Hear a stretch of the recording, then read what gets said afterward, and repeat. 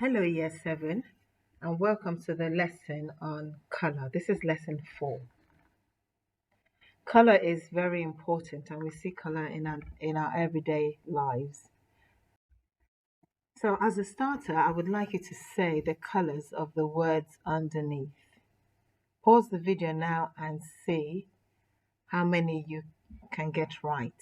So, for example, the first one, you will say blue. The second one, red.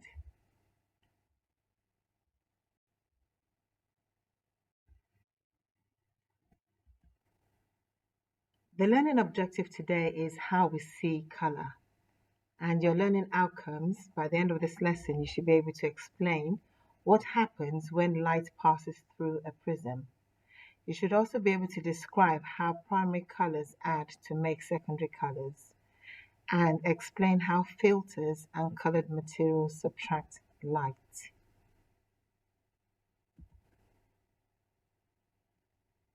So, if we think back to last lesson, what enables us to see color? Have a think about that.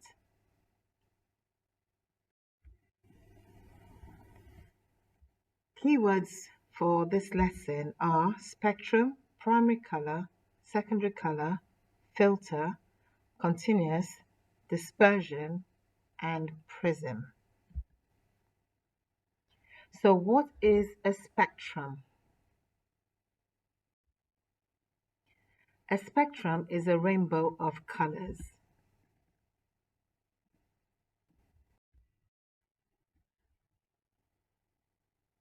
Did anyone use a prism while they were in primary school?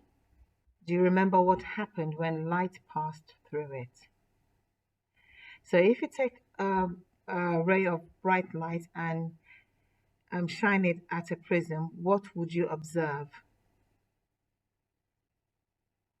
So if you were in school, this is how you would do the experiment. So when your light shines through your prism, then you curve your paper at the end to help you see the light better. Where have we done something similar? What would you expect to happen? So this light going through the prism and coming out the other end, where have you seen something similar? If you said refraction, the last lesson, well done, you got it right. So what would you expect to happen? You would expect the light to be refracted.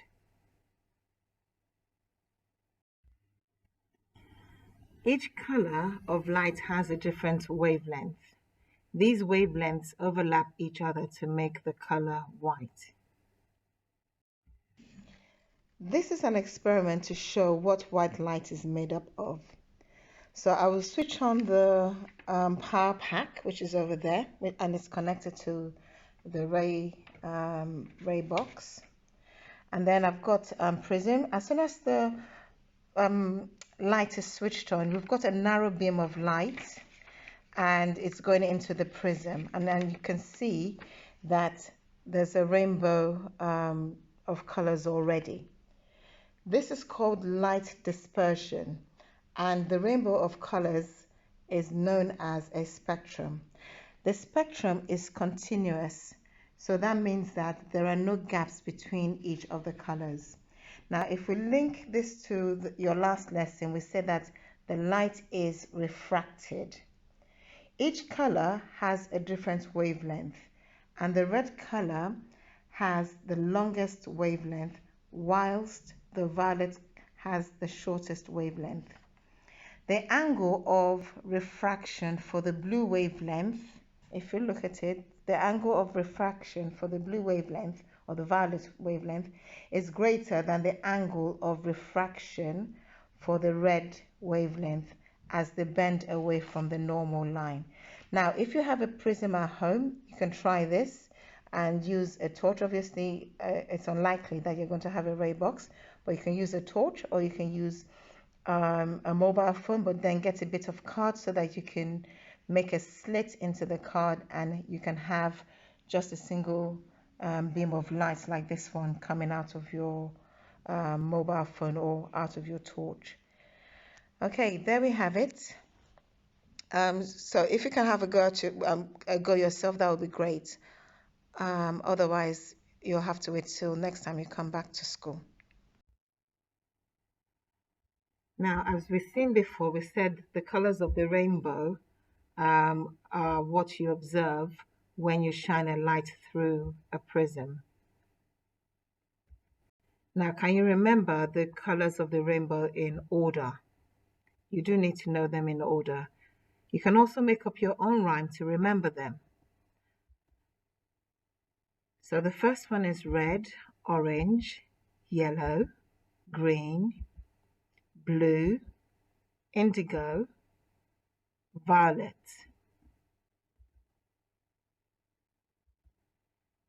Now, some of you may have come across this rhyme. Richard of York gave battle in vain. That is a way to help you remember the colors of the rainbow in order.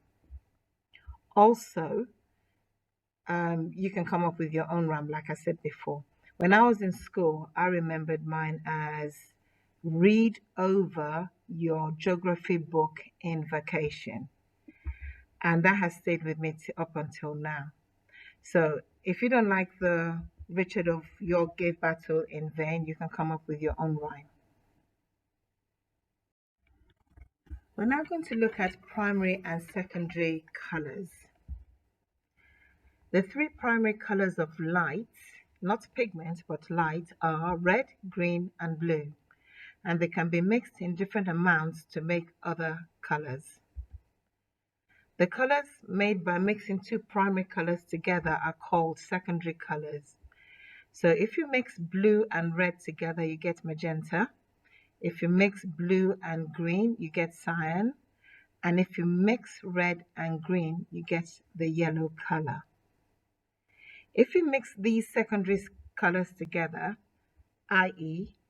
magenta, cyan, and yellow, you get white light, which is what you see in the middle.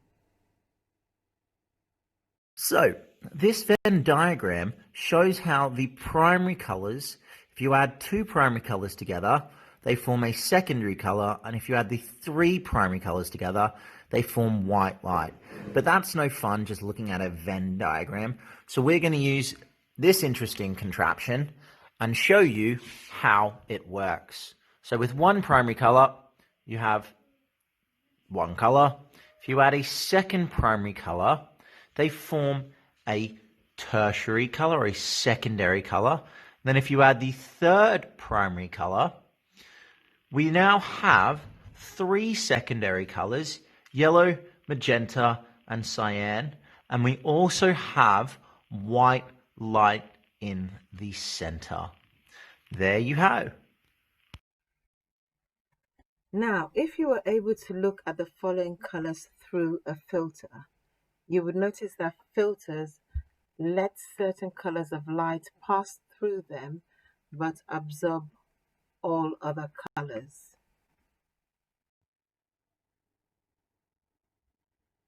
Looking at the following colors, why do we see them? Colored objects reflect some colors and absorb others. Red absorbs all colors except red, which it reflects.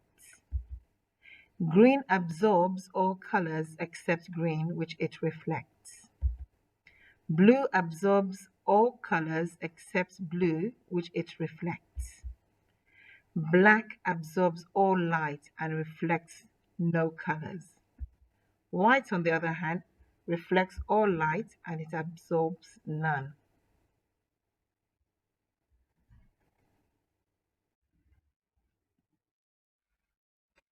A red filter, for example, subtracts colors from white light, therefore transmitting red light and absorbing the rest. Note that a filter does not change the color of the light.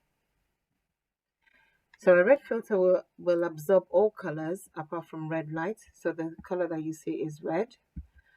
A blue filter absorbs all colors apart from blue. Therefore, you see the blue color. And the green filter will absorb all colors apart from green.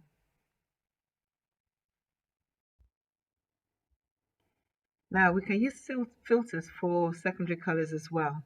So a magenta filter will absorb all colors apart from red and blue. A cyan filter absorbs all colors apart from green and blue. And a yellow filter will absorb all colors apart from red and green. So you do need to remember which colors, primary colors, when you mix them together, what secondary colors they form.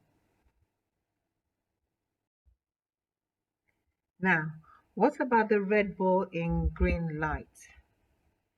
So if the green light is shining on the ball, what would happen? The red ball only reflects red light, so it absorbs the green light and reflects nothing. Because it doesn't reflect any type of light, it appears to be black.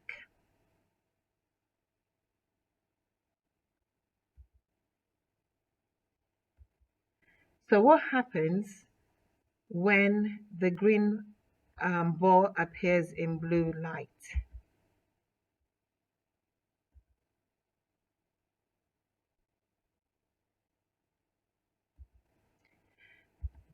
The green ball only reflects green light, so it absorbs the blue light and it reflects nothing. Therefore, it will appear to be black. So let's have a look at this football kit. You have your white light shining on it. Why is this so? Why can you see the color of your football kit as being red and blue? Why don't you pause the video now and have a little think before we go through the answers?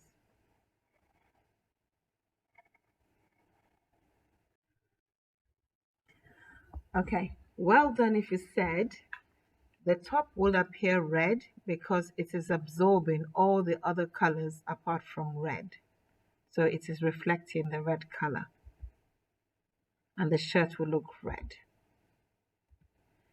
The shorts look blue because the shorts are absorbing all the other colors apart from blue, and therefore it is reflecting the blue color.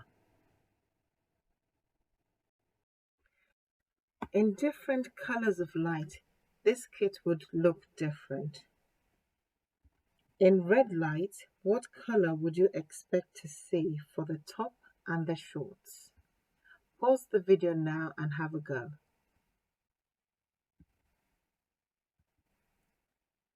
If you said that the shirt would look red, well done. Indeed, it would look red. But what about the shorts? The shorts would look black. Why? That is because the blue shorts absorb the red light and they reflect no other color, or they transmit no other color, and therefore they look black. What about in blue light? What color would you expect to see for the top and the shorts? In blue light, the shorts would look blue and the top would look black.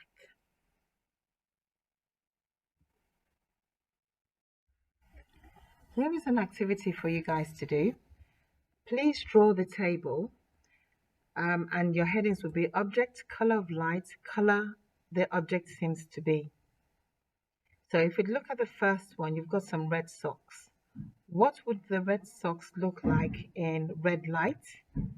What would they look like in blue light? What would they look like in green light? And then if you write on the right hand side the color of the red socks in those different lights, that would be great. So please pause the video now to do that. Once you've answered all the questions, then or filled in the column, then you can check your answers at the end. So in red light, the red socks will look red. In blue light, they will look black. In green light, they will look black. The blue teddy in red light will look black. In blue light will look blue. And in green light will look black. The green camel in red light will look black. In blue light, it will look black. And in green light, it will look green. If you got all these right, well done. If you got stuck, I'm going to suggest that you rewind the video and go back to the part that talks about the different colors of filters and what objects look like in those different under those different filters. Look around your house at different objects. Try and think what colors they are absorbing and transmitting. So today we have looked at what happens when light passes through a prism. You should also be able to describe how primary colors add to make secondary colors and explain how filters and colored materials subtract light. If you're not too sure about this, then it would be better to go over the PowerPoint again. There is a SAM learning task for you to do. The student logins as follows. So if, for example, you were born on the 13th of February 2008 and your name is Josh Ferguson, then your username will be 130208 JF. So your username and your password will be the same until you change your password.